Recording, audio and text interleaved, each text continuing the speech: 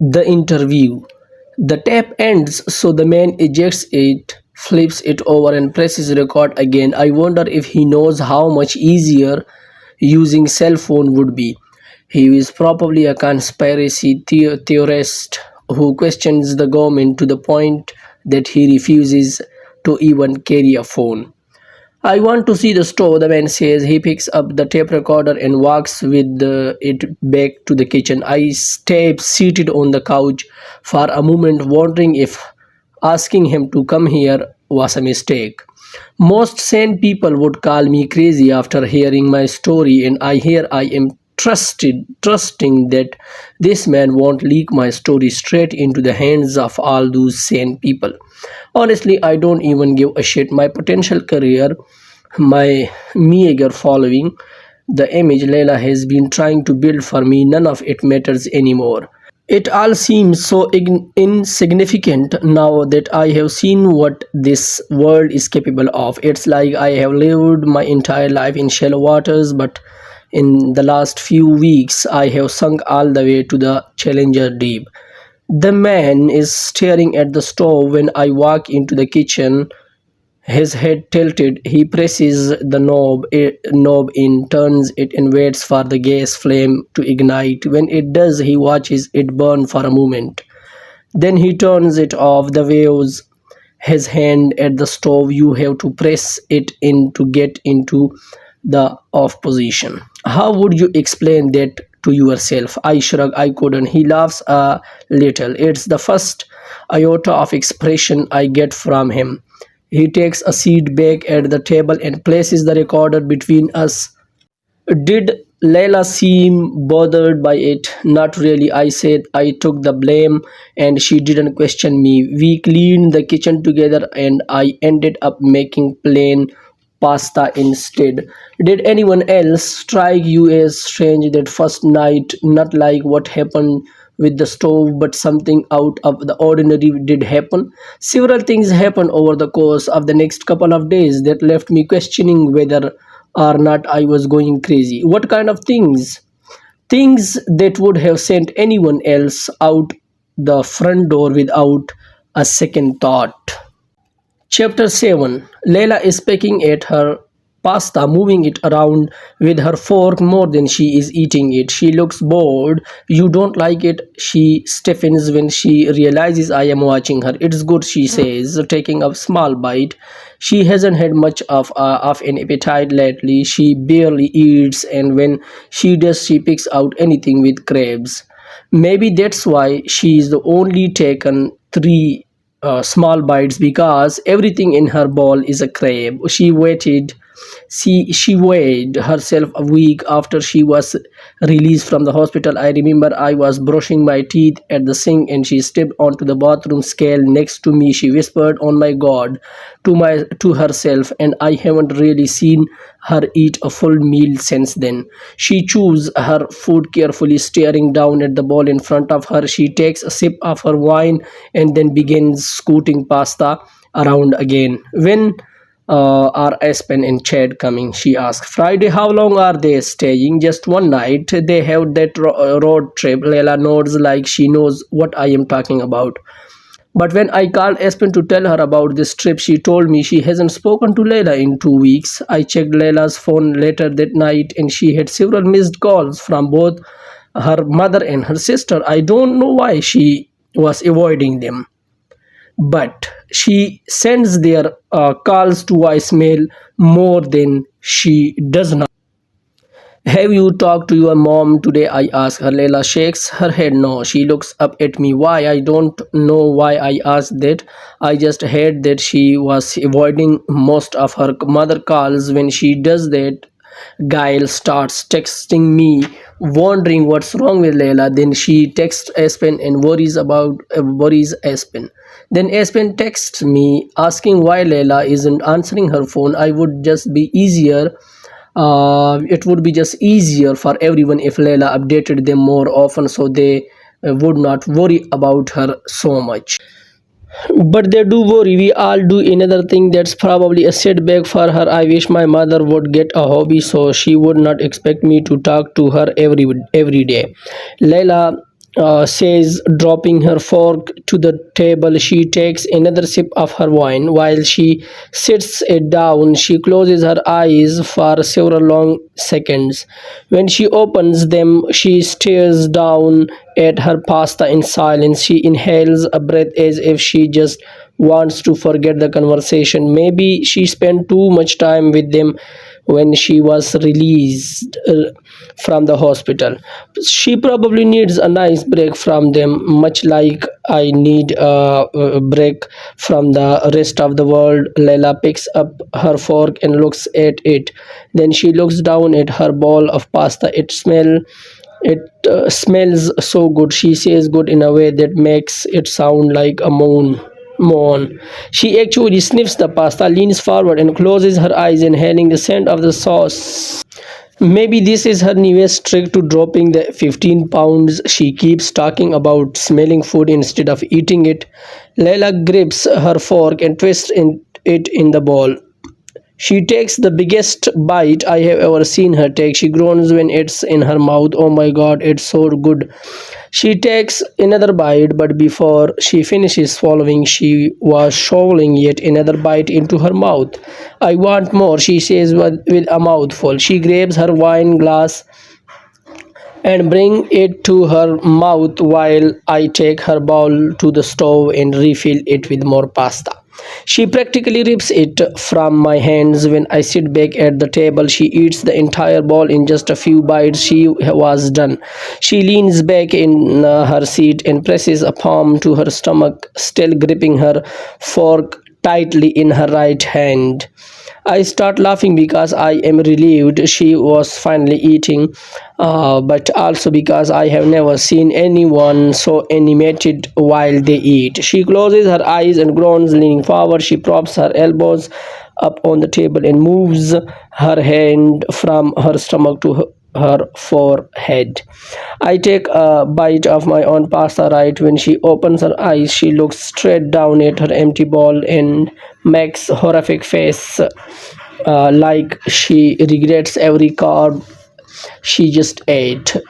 She covers her mouth with her hand, leads for my food is gone. Do you want more? She looks up at me, the whites of her eyes more prominent than I have ever seen. It's gone, she whispered. Not all of it. You can have the rest if you want it. She looks horrified when I say that, as if I am insulting her. She looks at the fork still in her hand and studies it as if she doesn't recognize its fork. Then she drops it, tosses it. Really, it slides across the table, hitting my ball. Just as she scoots back and stands up. Layla, what's wrong? She shakes her head. Nothing. I am fine. She says, just ate too fast, a little nauseous. She turns and leaves the kitchen, then rushes up the stairs. I follow her. She is behaving like another panic attack might be on the horizon. When I get to the bedroom, she is riffling through the dresser drawers, muttering, "Where is it?" What she doesn't find, whatever it is she was looking for. She opens the door to the closet. I panic a little, thinking maybe she might find the ring by accident. I walk over and grab her hands, pulling her attention to me and away from the closet. What are you looking for? My medicine, of course. I reach into the top drawer of the dresser and pull out her bottle of pills. I open them and hand her one, but she looks like she wants to take the bottle from me and down every single one of them. I have no idea what has so spooked, but as soon as she has the pill, she goes to the bathroom and turns on the faucet.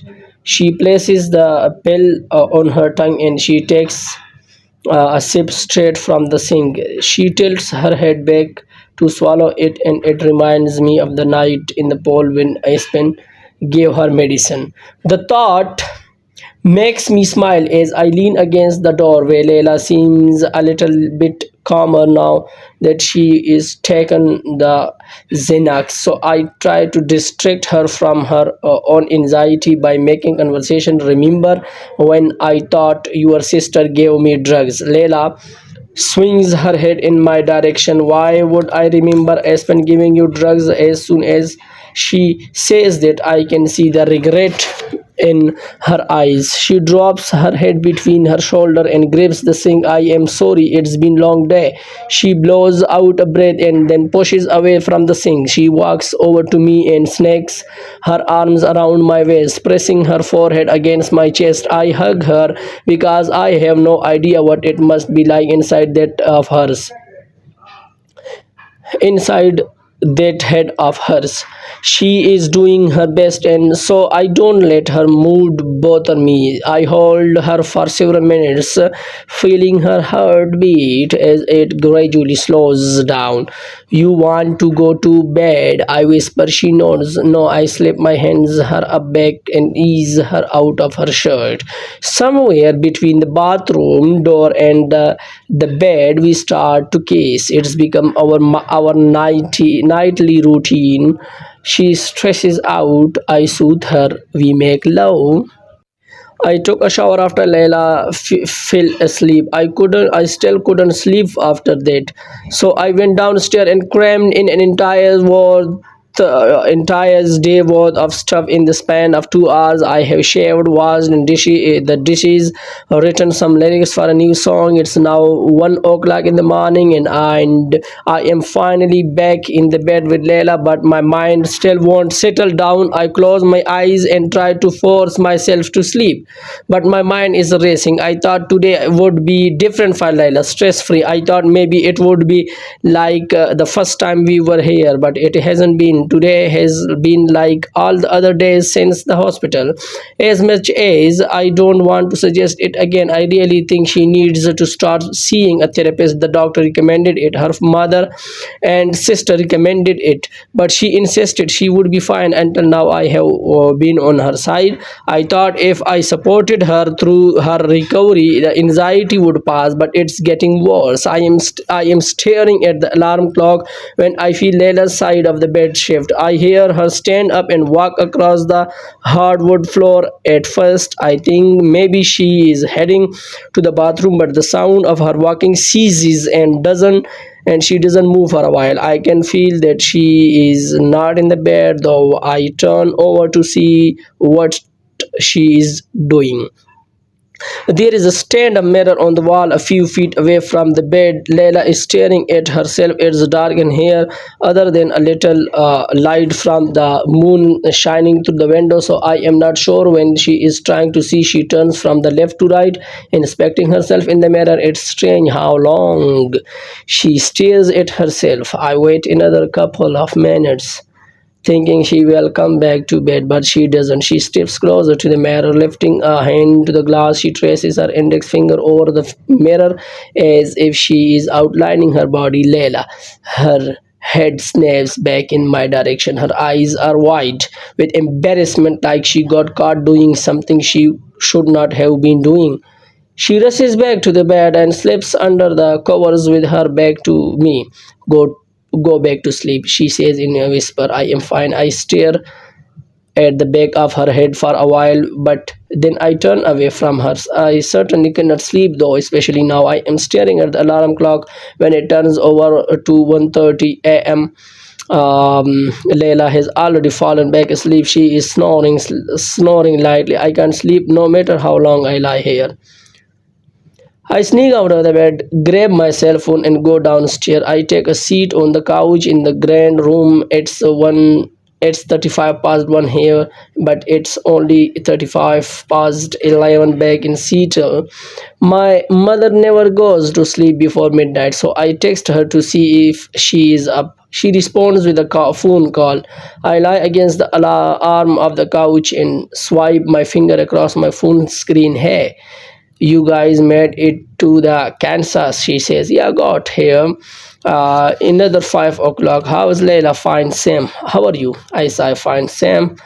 My mother laughs because she can tell when I am full of shit, but she also knows I will tell her what I feel like telling her when I feel like telling her.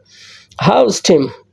He is the first guy my mother has dated since my father died. I have met him a couple of times. He seems alright, meek, gentle, just kind of guy I would want for my mother. He is fine. His mother morning class didn't have enough students, so so it got dropped. Now he has an extra free hour in the morning. He is really liking that. Good for him, I say. And then before I can even think about the words coming out of my mouth, I ask her, "Do you believe in ghosts?" "That's random, I know.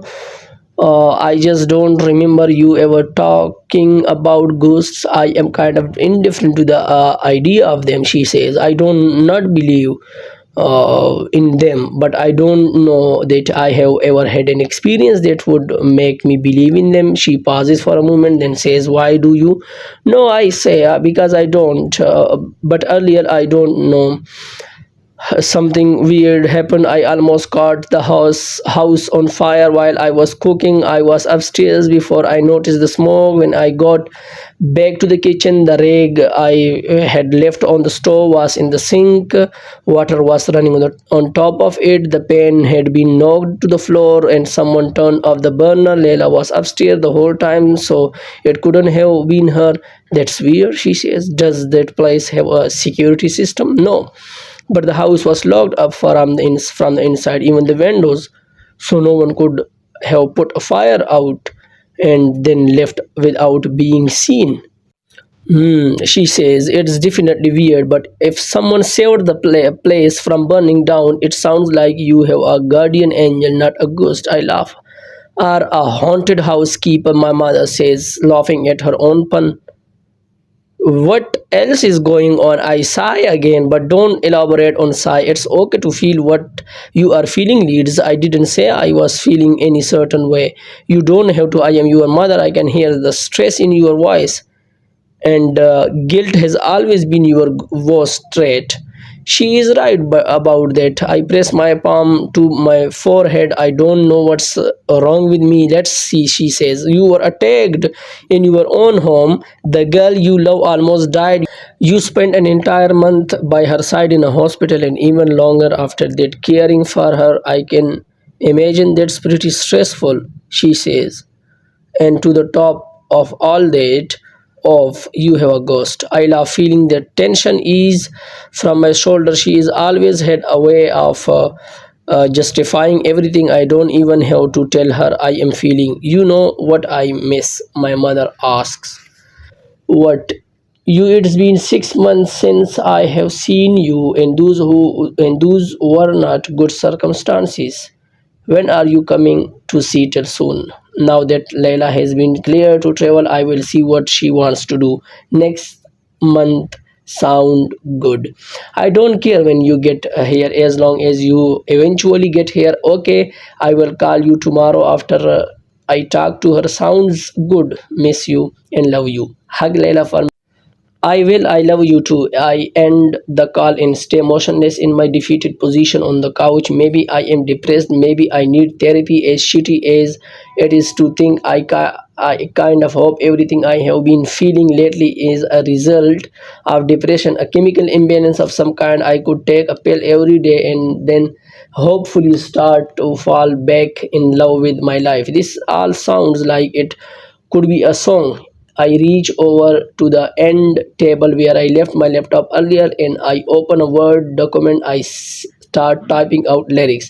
"I would feel nothing if you punched me in the heart. I would feel even less if you stabbed me with with a knife. But I do but I did not fall out of love with you. I fell out of love with life." I study the lyrics, convinced I have never written truer words. Nothing excites me anymore. It seems not even writing music. It feels like I am opening wounds I have been trying to heal. I should just buy this place. We could stay here forever, plant a garden, get a dog and some cats, maybe some chickens. We could reopen it as a bed and breakfast and watch people get married in the backyard every Saturday. I minus out the Microsoft Word app and open Google. I type in the realtor's website and search for the house. I have the listing saved in my favorite because I have looked at it almost daily since I found out it was for sale. It's not hard to imagine me and Layla building a life here. Maybe I could accept growing the public side of my career is if I also had an extremely isolated private life. I am sure there is a way to find a good balance between both. Her recovery would probably be less stressful here, especially if I installed a privacy fence and an electronic gate. Get her out of the city where all our bad memories begin. I click on the email icon to email the realtor. I have some question about the property and I would like her to meet us here at the house so Layla can be part of the decision. As soon as I am finished typing the email, I move the cursor to send, but before I click it, my laptop slams shut right on top of my hands. What the fuck? I toss the laptop away from me. It's a instinct to throw it. Even though it pains me as I watch it crash against the hardwood floor, but what the fuck was it? I look down at my hands. I look at the laptop that's 3 feet away from my feet. That's no way to explain that. It closed with enough force that two of my knuckles are red. Immediately run up the stairs. When I get to the bedroom, I lock the door behind me. I think of all the things that could have caused that to happen, but I come up empty. That can't be blamed on a broken hinge or a faculty appliance or wind. I don't believe in ghosts. This is stupid, fucking stupid. Maybe I am delirious. I woke up at 4 a.m. in Tennessee yesterday so I could get us packed for our trip here. So I have been up almost 24 hours now. That has to be it. I just need sleep, lots of it. I crawl into bed, my heart still pounding. I pull the covers over my head like a scared toddler trying to shut out the monster. I will go find a Best Buy tomorrow, figure out what's wrong with my laptop while I am there. I will buy cameras, some kind of security system that can be connected to an app on my phone. From this point forward, anything weird that happens in this house will be recorded.